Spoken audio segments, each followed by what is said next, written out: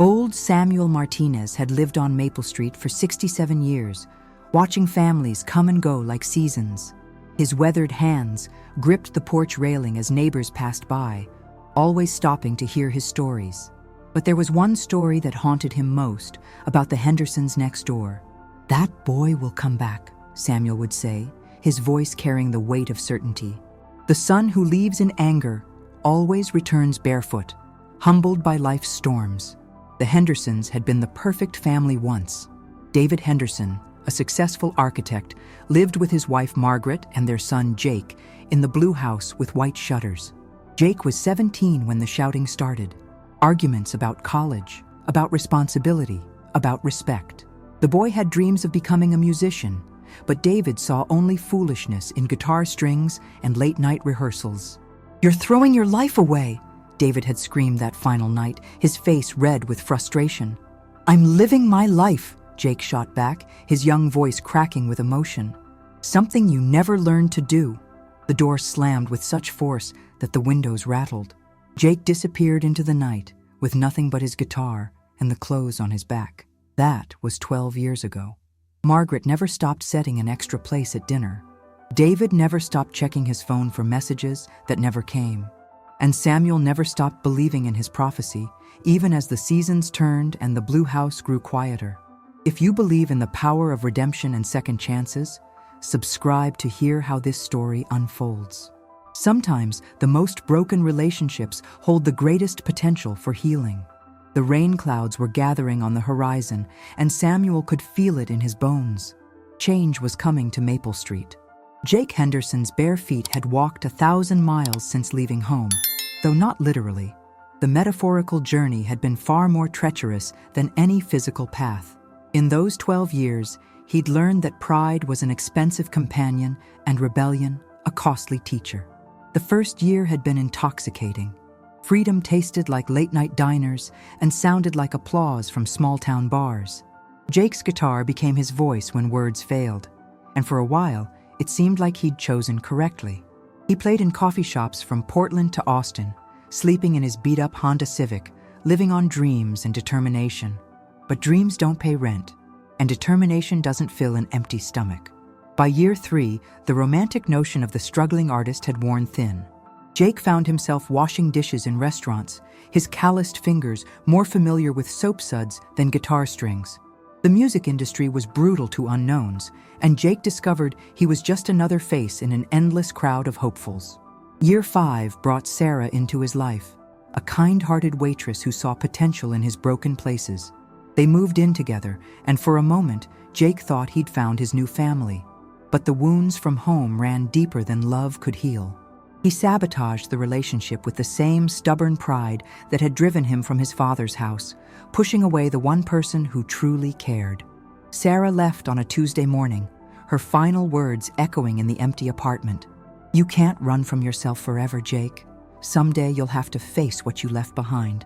The apartment felt hollow without her laughter, and Jake realized he'd been running in circles for years, always ending up alone. Years 6 through 9 were Jake's wilderness period, a time when the boy who'd left home with such certainty became a man acquainted with failure. His guitar gathered dust in the corner while he worked construction jobs, his hands growing rough from labor instead of music. The irony wasn't lost on him. He was building homes for other families while his own lay in ruins behind him. The drinking started slowly, just a beer after work to wash away the day's frustrations. But alcohol was a seductive companion for someone carrying so much regret.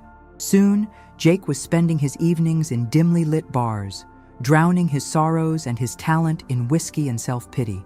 He lost job after job, apartment after apartment. The confident young man who'd stormed out of his father's house had become a drifter, moving from city to city whenever the weight of his choices became too heavy to bear. In Memphis, he slept under bridges. In Denver, he found temporary shelter in homeless shelters. The guitar that had once been his ticket to freedom became just another burden to carry. Rock bottom came in a Phoenix emergency room at 3 in the morning.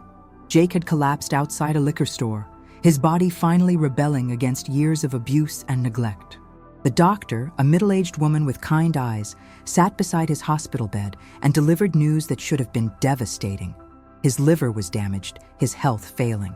Instead, Jake felt something he hadn't experienced in years: clarity. Lying in that sterile room, wearing a hospital gown and connected to machines, he realized he was dying not just physically, but spiritually. The rebellion that had once felt like strength now revealed itself as the weakness it had always been. For the first time in a decade, Jake Henderson whispered a prayer. The rehabilitation center in Phoenix became Jake's monastery, though he didn't recognize it as such at first. Desert Hope Recovery Center sat on the edge of the city, surrounded by cacti and endless sky, a place where broken people came to piece themselves back together. His counselor, Maria Santos, was a former addict herself, who'd found sobriety and purpose in helping others. She had a way of cutting through Jake's defenses with surgical precision, never cruel, but always honest. "What are you really running from?" she asked during their third session, her dark eyes steady and patient. Jake had rehearsed a dozen answers: his controlling father, his disappointed mother, the pressure to conform. But sitting in that simple room with its motivational posters and tissue boxes, the truth finally emerged. "I'm running from the fact that maybe my dad was right," Jake whispered, his voice barely audible. "Maybe I did throw my life away. Maybe I am a disappointment." It was the first honest thing he'd said in years, and it broke something open inside him. The tears came then, 12 years worth of suppressed grief, anger, and regret. Maria sat quietly as Jake sobbed, finally mourning the boy he'd been and the man he'd failed to become. Recovery wasn't linear. There were good days and bad days, moments of hope followed by crushing despair. But slowly, Jake began to rebuild, not just his sobriety, but his sense of self. He started attending the center's chapel services, initially out of boredom, but gradually out of genuine curiosity. The chaplain, Father Miguel, was a gentle man who spoke about forgiveness as if it were possible for everyone, even someone like Jake. "God's love isn't conditional on our perfection," he said one Sunday morning. "It's constant, despite our imperfection." Jake wasn't ready to believe it yet, but for the first time in years, he wanted to. Month 4 of recovery brought an assignment that terrified Jake more than withdrawal ever had. Maria suggested he write letters, not to send, but to process. Letters to his parents, to Sarah, to the person he used to be. Jake's first attempt was angry, full of blame and justification. He wrote about his father's impossible expectations, his mother's enabling silence, the pressure that had driven him away. The words poured out like poison from an infected wound, page after page of resentment and accusation. Maria read it without judgment, then handed it back. "Now write another one," she said simply. The second letter was different. With some of the anger drained away, Jake found space for other emotions: hurt, disappointment, fear. He wrote about feeling like he could never measure up, about the terror of failing before he'd even tried. This letter was softer around the edges, more honest about his own role in the family's destruction. By the 10th letter, Jake was writing to his parents as if they were strangers he was meeting for the first time. He found himself curious about their lives, wondering how they'd changed in his absence. Had his father retired? Was his mother still tending her garden? Did they ever think about him? Or had they finally given up hope? The letter to Sarah was the hardest to write. How do you apologize to someone whose love you rejected? How do you explain that you pushed them away because you didn't believe you deserved their affection? Jake wrote and rewrote those pages until his hand cramped, searching for words adequate to express his regret. But it was the letter to his younger self that broke him completely. Writing to that angry, scared 17-year-old boy, Jake felt a compassion he'd never allowed himself before. That kid had been hurting, desperate to prove his worth, terrified of becoming someone else's version of success. "I forgive you," Jake wrote to his younger self, and meant it for the first time. 6 months into recovery, Jake's phone rang at an unusual hour. He'd grown accustomed to the quiet routine of the center: meals at set times, group therapy sessions, evening reflection. The outside world felt distant and abstract, like a movie he'd once seen but couldn't quite remember. The caller ID showed a number he didn't recognize, but the area code made his heart skip. It was from home. "Is this Jake Henderson?" The voice belonged to an elderly man, unfamiliar but warm. "Yes, this is Jake. Who is this?" My name is Samuel Martinez. I live next door to your parents. Son, I think you need to know. Your father is in the hospital." The world tilted sideways. Jake gripped the phone tighter, his newly sober mind racing through possibilities. "What happened? Is he okay?" Samuel's voice was gentle but direct. "He had a heart attack 3 days ago. He's stable now. But Jake, he's been asking for you. Your mother is beside herself." "I hope you don't mind me calling. I got your number from that friend of yours, Sarah. She thought you should know." Sarah. Even after all these years, she was still looking out for him. Jake felt a rush of gratitude mixed with shame. "How did you get in touch with her?" "Your mother never stopped hoping you'd come home. She kept in touch with anyone who might know where you were. Sarah gave me this number but said she wasn't sure if it was still current." Jake closed his eyes, picturing his father in a hospital bed, machines beeping around him just as they had around Jake months earlier. The irony was bitter. Both men brought low by their own stubbornness and pride. "Mr. Martinez," Jake said, his voice barely steady, "tell my parents I'm coming home." After hanging up, Jake sat in his small room at the center, staring at the desert sunset through his window. The scared boy who'd run away was gone. In his place sat a man who understood that some journeys only end where they began. Maria Santos had seen many residents leave Desert Hope Recovery Center, but few departures weighed on her heart like Jake Henderson's. She found him in the common room the morning after Samuel's call, staring at a bus schedule with the intensity of someone deciphering ancient scripture. "Second thoughts?" she asked, settling into the chair across from him.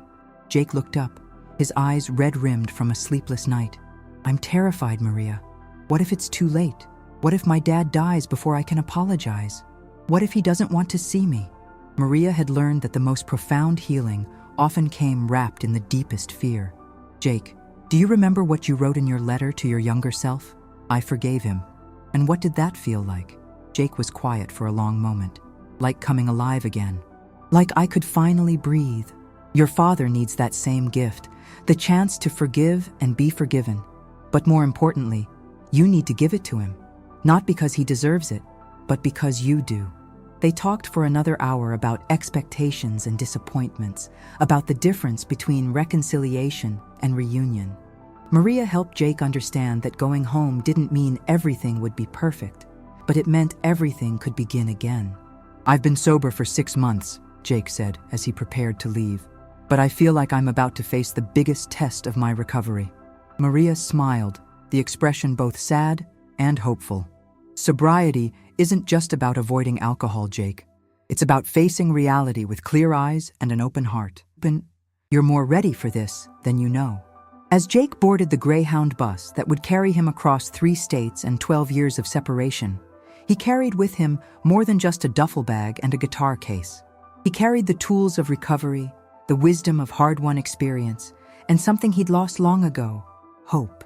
The desert gave way to plains, and the plains to hills, and with each mile, Jake felt himself traveling not just toward home, but toward the man he was meant to become.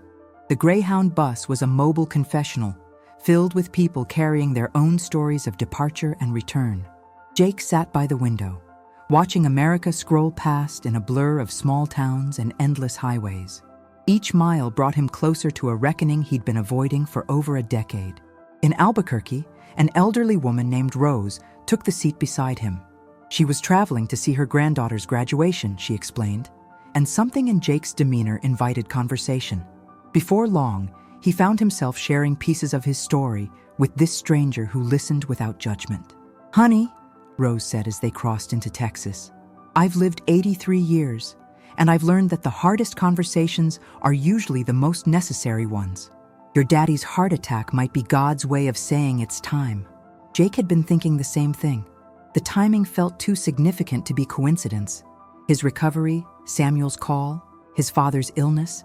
It was as if the universe was aligning to force a confrontation he'd been avoiding since he was 17.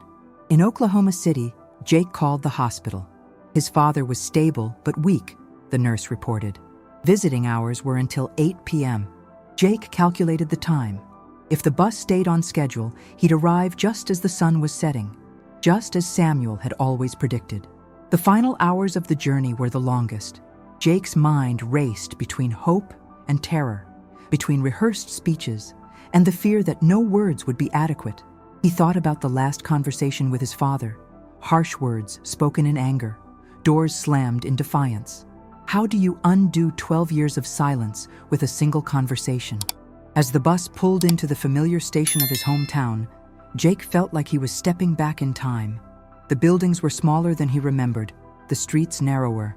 This place that had once felt like a prison now seemed almost quaint, a snapshot of a simpler life he'd been too young and proud to appreciate. He shouldered his guitar case and walked toward the hospital, his feet carrying him toward a destiny he could no longer avoid. St. Mary's Hospital smelled exactly as Jake remembered from childhood visits to aging relatives. Antiseptic mixed with sadness, hope wrestling with fear in fluorescent-lit corridors. His footsteps echoed against the polished floors as he made his way to the cardiac unit, each step feeling heavier than the last. Room 314. The number on the door seemed both foreign and inevitable. Through the small window, Jake caught his first glimpse of his father in 12 years. David Henderson looked smaller than memory suggested, diminished by the hospital bed and the web of wires connecting him to various machines. His hair had gone completely gray, his face lined with years Jake hadn't been there to witness. But it was the sight of his mother that nearly broke Jake's resolve.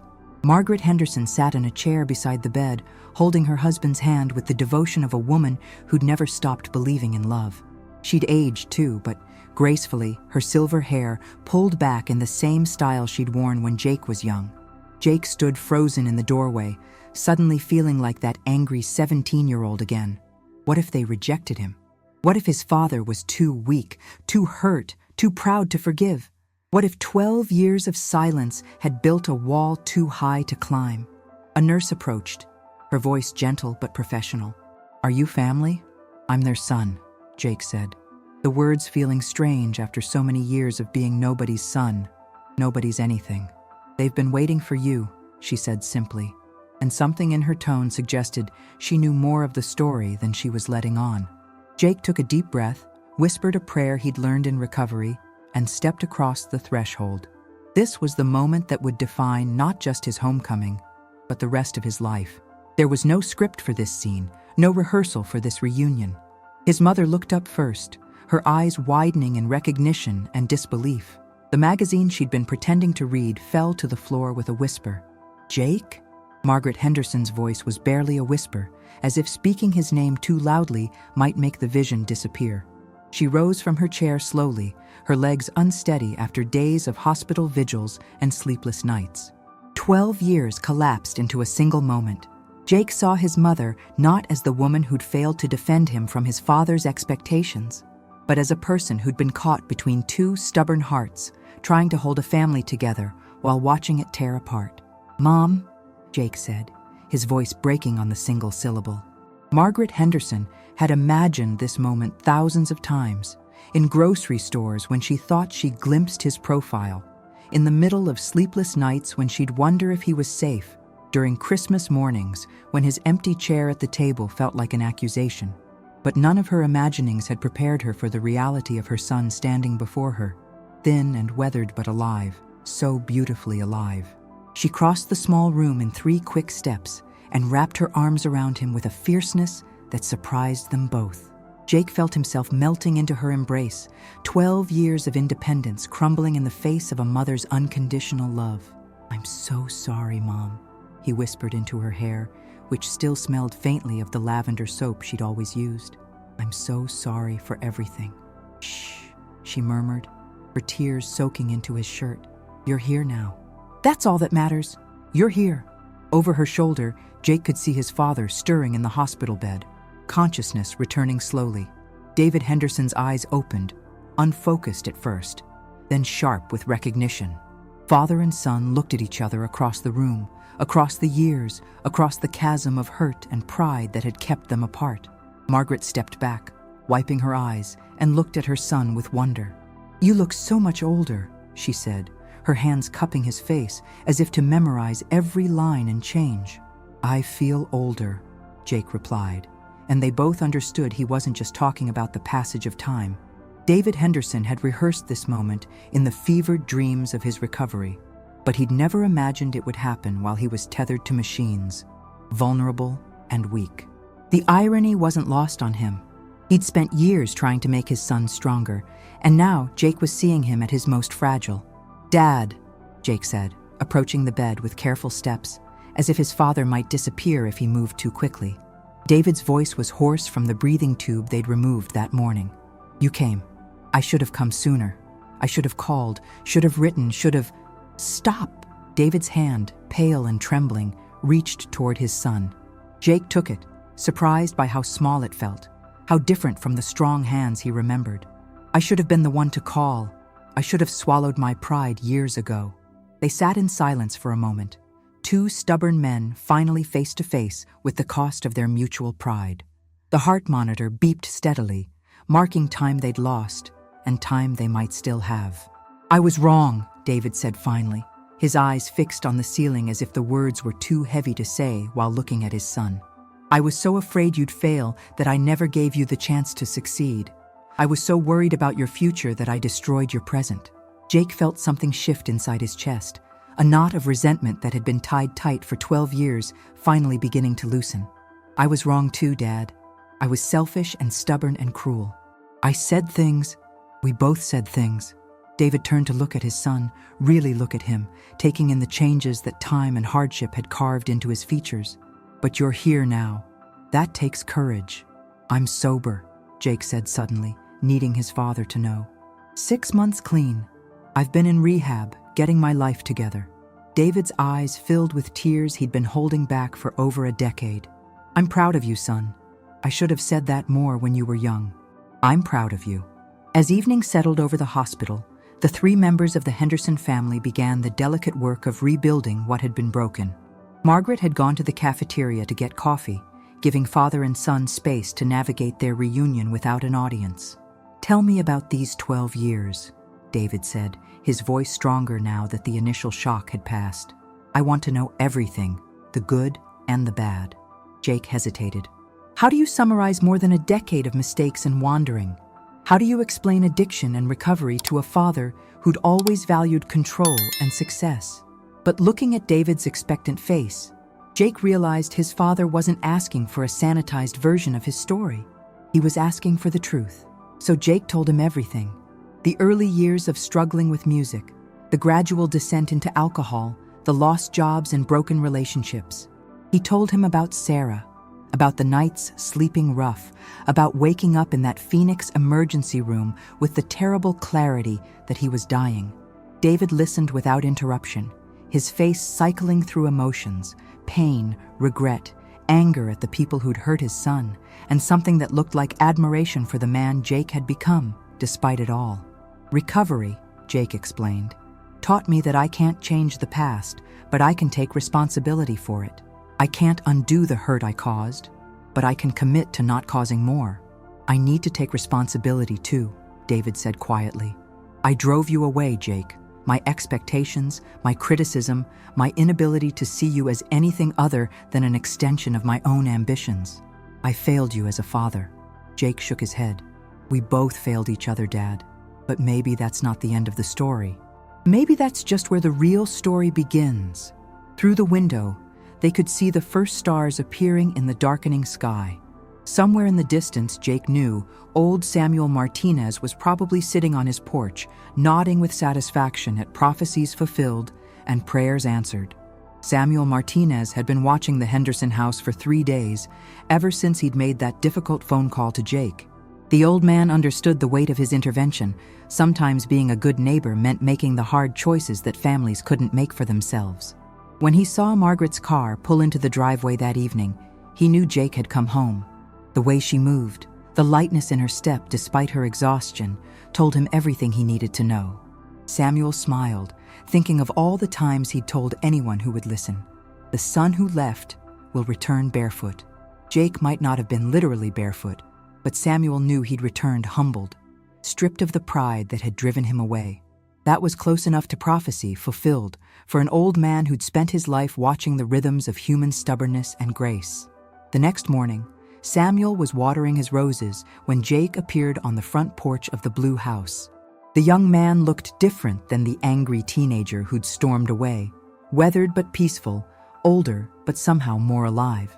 "Mr. Martinez?" Jake called out, walking toward the fence that separated their yards.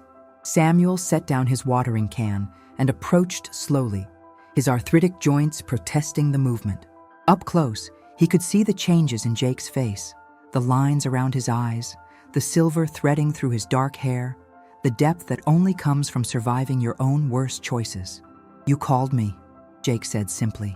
"You're the reason I came home." Samuel nodded, studying the young man with eyes that had seen 8 decades of human drama. "Your father needed you. But more than that, you needed him. Sometimes we old folks have to meddle a little to help stubborn people find their way back to each other." "How did you know I'd come?" Samuel smiled, his weathered face creasing with satisfaction. "Son, I've been watching families on this street for longer than you've been alive. I know the difference between someone who's running away and someone who's just taking the long way home. You were always coming back, you just needed the right reason." Over the next several days, as David Henderson's strength gradually returned, the family began having the conversations they should have had years earlier. Jake had taken a leave of absence from his recovery program, with Maria's blessing, to be present for his father's healing, both physical and emotional. They talked about expectations and disappointments, about dreams deferred, and pride that had cost them all too much. Margaret shared how she'd blamed herself for not being a better mediator, how she'd spent years wondering if she should have chosen sides instead of trying to keep the peace. "I thought if I stayed neutral, I could hold the family together," she admitted one afternoon as they sat in David's hospital room. "But maybe neutrality just enabled both of you to stay stubborn longer." Jake was learning to see his parents as people rather than just roles. His father as a man who'd grown up poor and driven, desperate to give his son opportunities he'd never had, unable to understand that his son might define success differently. His mother as a woman caught between 2 people she loved, trying to keep peace in a house where peace required someone to surrender. "I never told you about my father," David said one evening, his voice thoughtful. "Your grandfather. He was a hard man, Jake. Worked in the steel mills, came home tired and angry most nights.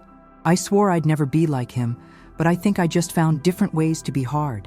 Jake was quiet for a moment, processing this glimpse into his father's childhood. "What would you have done differently?" "I would have listened more. I would have asked you what you wanted instead of telling you what you needed. I would have trusted you to make your own mistakes instead of trying to prevent every possible failure." These conversations weren't easy. They were filled with tears and long silences, with admissions that hurt to make and harder to hear. But they were necessary, like surgery that causes pain in order to heal deeper wounds. If you're finding hope in this story of reconciliation, take a moment to like this video and share it with someone who needs to hear about second chances. Sometimes, our greatest failures become the foundation for our most meaningful victories. On David's 5th day in the hospital, Jake brought his guitar. He'd been carrying the case everywhere but hadn't opened it since arriving home, as if the music belonged to a different version of himself. But that evening, as his father dozed and his mother read quietly in the corner chair, Jake felt the familiar pull of melody. He opened the case carefully, running his fingers over the worn wood and steel strings. This guitar had been his companion through the worst years of his life, silent witness to his failures and his small victories. It had survived pawn shops and desperate nights when Jake had considered selling it for drinking money, somehow always finding its way back to his hands. Jake began with something simple, a gentle finger-picking pattern that filled the quiet room with soft harmonies. He wasn't performing. He was praying, letting the music say what words couldn't express about gratitude and sorrow and hope. David's eyes opened, drawn by the sound he hadn't heard in over a decade. His son's hands moved across the strings with a skill that spoke of years of practice, of talent refined by struggle rather than destroyed by it. This wasn't the angry teenager banging out rebellious anthems. This was a man who'd learned to channel pain into beauty. "You got better," David whispered, wonder in his voice. Jake smiled without stopping his playing. "I had a lot of time to practice, and a lot of feelings to work through." Margaret looked up from her book, tears streaming down her face. The music was healing something in all of them, bridging gaps that words alone couldn't cross. For the first time in 12 years, The Henderson family was together, and instead of arguing, they were making something beautiful. Jake transitioned into a hymn he'd learned in recovery. Amazing Grace, played with a gentleness that spoke of hard-won understanding. The lyrics floated unsung in the air. I once was lost, but now am found, was blind, but now I see. In room 314 of St. Mary's Hospital, surrounded by the beeping of machines and the antiseptic smell of healing, a family began to remember who they used to be and imagine who they might become. 3 days after Jake's homecoming, Margaret handed him an envelope that had been waiting on the kitchen counter for over a year. The return address made Jake's heart skip. Sarah Mitchell, Portland, Oregon. She sends a Christmas card every year, Margaret explained. Always asks about you, always includes her address in case you ever came home. Jake held the envelope with trembling hands. Sarah had been his greatest regret. The relationship he'd destroyed, not through malice, but through his own inability to accept love when it was offered. She'd represented everything good he thought he didn't deserve, so he'd sabotaged their connection with the thoroughness of someone determined to prove his own unworthiness. The letter was dated 6 months earlier. Dear Jake, I don't know if you'll ever read this, but your mother gave me this address, so I'm taking a chance. I heard through mutual friends that you've been struggling, and I want you to know that I think about you often. Not with anger or resentment, but with hope. I'm married now. His name is David, and he's a good man who makes me laugh. We have a daughter, Emma, who's 3 and has your stubborn streak when it comes to bedtime stories. I tell you this not to hurt you, but because I want you to know that the love we shared wasn't wasted, even though it ended. It taught me what I was looking for, and it helped me recognize it when I found it. I also want you to know that I forgive you for the way things ended between us. You were hurting in ways you couldn't articulate, fighting battles you couldn't name. I understand that now, and I hope you found peace. Your mother tells me you might be ready to come home soon. If that's true, I'm glad. Some people are meant to wander, but you were always meant to belong somewhere. I hope you find your way back to the people who love you. With affection and hope. Sarah. Jake read the letter 3 times, each reading revealing new layers of grace. Sarah had given him something precious. Forgiveness without conditions, understanding without bitterness. She'd moved on with her life while still holding space for his healing. David Henderson came home from the hospital on a Tuesday morning, weak but determined to rebuild more than just his physical strength. The house felt different to Jake, smaller than memory suggested, but warmer than he'd expected.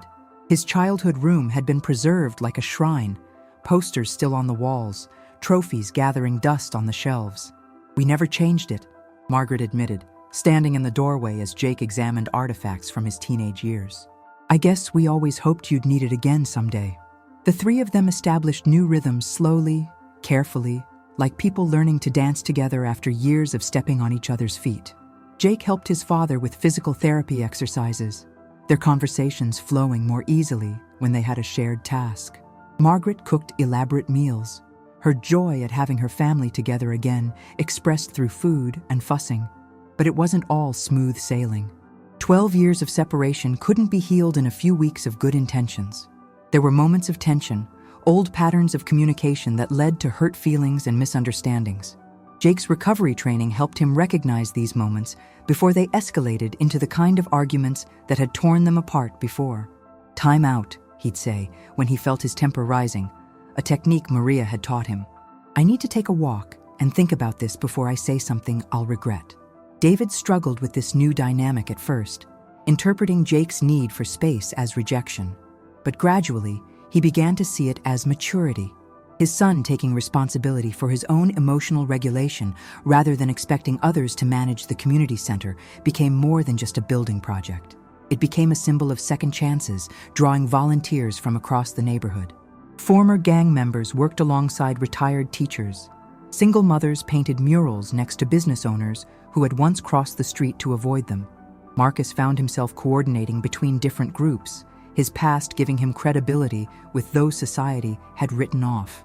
You understand us, said Rosa, a young mother trying to escape an abusive relationship. You've been where we are. The irony wasn't lost on him. The same skills that had made him successful in the streets, reading people, building trust, organizing complex operations, now served a completely different purpose. He was still a leader, but now he led people toward hope instead of destruction. Sarah watched from the sidelines sometimes, bringing coffee to the workers. She saw how naturally Marcus connected with the troubled youth who wandered in. They sensed authenticity in him that they couldn't find elsewhere. "He's not preaching at us," explained Tony, a 16-year-old who reminded Marcus painfully of his younger self. "He's just showing us there's another way." The boy's words hit Marcus deeply. He remembered being that age, angry and lost, making choices that would haunt him for decades. If someone like who he was now had been there then, how different might everything have been? But regret was a luxury he couldn't afford. The past had shaped him, scarred him, and ultimately prepared him for this moment. Every mistake, every consequence, every year of separation from his mother had led to this opportunity to guide others away from the same precipice. The foundation they were laying wasn't just concrete and steel. It was built on the bedrock of hard-won wisdom and genuine transformation. 3 months into construction, the project faced its first major crisis. City inspectors arrived with a list of violations, threatening to shut down the work. The permits Marcus thought were secured suddenly required additional approvals, additional fees, additional delays. "It's the same old story," muttered Jim, one of the longtime volunteers. "They don't want anything good happening in this neighborhood." Marcus felt the familiar surge of anger, the old instinct to fight the system that had always seemed stacked against people like him. But Sarah's gentle hand on his shoulder reminded him that he had different tools now. "We'll handle this the right way," he said, though his jaw was tight with frustration. "Through proper channels, with patience and persistence." The next weeks tested everyone's resolve. Marcus spent hours in city offices, navigating bureaucracy with the same determination he'd once applied to survival on the streets. Some officials were genuinely helpful. Others seemed to enjoy watching him jump through endless hoops. During one particularly difficult meeting, a city councilman looked at Marcus's application and frowned. "Says here you have a criminal record. Quite extensive, actually. Are you sure you're the right person to be running a community center?" The question hung in the air like a challenge. Marcus felt the weight of every person who had believed in him, every volunteer who had invested their time, every young person who was watching to see if change was really possible. "Sir," Marcus said carefully, "my record shows exactly why I'm the right person for this job. I know what these kids are facing because I faced it. I know what doesn't work because I lived it. And I know what transformation looks like because I'm living proof that it's possible."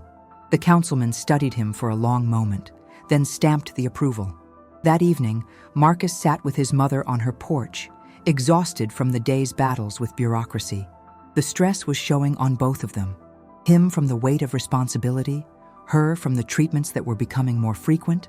"You know," Eleanor said, her voice softer than usual, "I used to pray every night that you'd come home, but I never imagined you'd come home like this, as someone who lifts others up instead of tearing them down." Marcus squeezed her hand gently. "I had a good teacher. Took me too long to listen to the lessons, but they were always there. The hardest part of loving someone," she continued, "is trusting God with their journey, even when you can't see where the path leads. I had to learn to let go of my son so that God could shape the man you were meant to become." Her words carried a weight that settled deep in his chest. All those years he'd thought she'd given up on him, she'd actually been holding on in the only way that mattered, through faith that transcended circumstances. "I see now why it all had to happen the way it did," Marcus said. "The mistakes, the consequences, even the separation. It all led to this moment, to this work, to these people who need someone who understands their struggle." Eleanor smiled, the expression lighting up her tired features. "That's the mystery of grace, son. God can take our worst choices and weave them into his best plans. Your past isn't your prison anymore, it's your ministry." As they sat in comfortable silence, Marcus felt a deep peace settling over him. The community center would open. He was certain of that now. But more importantly, he understood his purpose with crystal clarity. He wasn't just building a facility. He was creating a bridge between despair and hope, using his own broken road as the blueprint. Word of the community center project spread beyond the neighborhood, attracting attention Marcus hadn't expected. A local news station wanted to do a feature story. A foundation offered additional funding. Former gang rivals reached out, wanting to contribute to the cause. "It's like watching a miracle unfold," Sarah told him one afternoon as they reviewed architectural plans. "You planted one seed of change, and look how it's growing." But with visibility came scrutiny. Some questioned whether someone with Marcus's background should be trusted with community resources. Others worried that the center would attract the wrong element to the neighborhood. Marcus addressed these concerns head-on, speaking at community meetings with a transparency that surprised even his critics. "I won't pretend to be someone I'm not," he told a packed room at the local church. "My past is part of my story, not the end of it. The question isn't whether I've made mistakes. It's whether you believe people can change." An elderly woman in the front row stood up. "I've lived in this neighborhood for 40 years, she said. "I've seen young men like you come and go. Most of them brought trouble. But I've been watching you for months now, and I see something different. I see my own grandson in some of these boys you're helping. And for the first time in years, I have hope." Her words sparked a discussion that lasted 2 hours. Parents shared their fears about their children. Former addicts talked about the need for safe spaces. Business owners expressed cautious optimism about neighborhood improvement.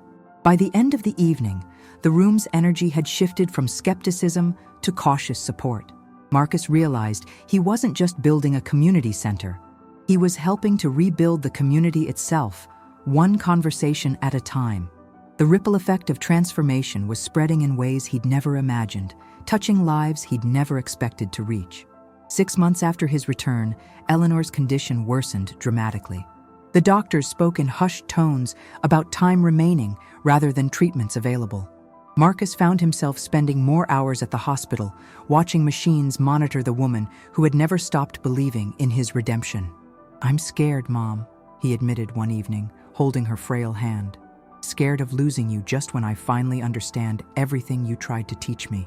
Eleanor's eyes, though tired, held the same fierce love they'd always carried. "Son, you're not losing me. Everything I am, everything I believed in, everything I prayed for, it's all living in you now.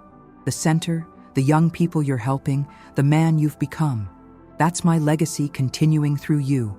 The weight of her words both comforted and terrified him. How could he carry on this work without her wisdom to guide him? How could he be strong enough for all the people who were counting on him? "Faith isn't about having all the answers," she whispered. "It's about trusting that God has them, even when we can't see the bigger picture, especially then." That night, Marcus walked through the neighborhood where he'd once sold drugs and recruited kids into gangs. The same streets looked different now, not because they'd changed, but because his perspective had. He saw potential instead of problems, opportunities instead of obstacles. At the construction site of the community center, he stood in what would become the main hall. Moonlight streamed through the skeletal frame, casting long shadows that reminded him of prison bars. But these shadows were temporary, part of the building process, not permanent barriers. His phone buzzed with a text from Tony, the 16-year-old who'd been hanging around the project. "Thanks for believing in me when I couldn't believe in myself." In that moment, Marcus understood what his mother meant about legacy. The love she'd invested in him was multiplying, flowing out to touch lives she'd never meet, but had already impacted through her unwavering faith in redemption. The community center's opening day arrived on a crisp autumn morning, exactly 1 year after Marcus had first knocked on his mother's door. Eleanor, though weak, insisted on attending the ribbon-cutting ceremony. She sat in a wheelchair at the front of the crowd, her eyes bright with pride and satisfaction. Mayor Johnson, the same official who had initially questioned Marcus's suitability for the project, stood at the podium. "This center represents something powerful," she announced to the gathered crowd. "It shows us that our past doesn't have to define our future, that second chances can create lasting change, and that one person's transformation can lift an entire community." Marcus looked out at the faces before him. Former gang members who'd found legitimate work, single mothers who'd discovered support networks, teenagers who'd chosen books over bullets. Sarah stood near the back, tears streaming down her face as she watched the culmination of months of shared dreams and hard work. When it was his turn to speak, Marcus felt the weight of the moment. "A year ago, I came home broken and ashamed," he began. I thought I was beyond redemption, beyond hope. But this community, led by my mother's unwavering faith, showed me that it's never too late to change direction. He paused, looking directly at Eleanor. Mom, you always said that the son who left would return barefoot, humbled and ready to learn. You were right. I came back with nothing but regret and a desire to make things right. Today, I stand here not as the man who left, but as the man you always believed I could become. The crowd erupted in applause, but Marcus only had eyes for his mother. She mouthed the words, "I'm proud of you," and he felt the last piece of his broken heart click into place.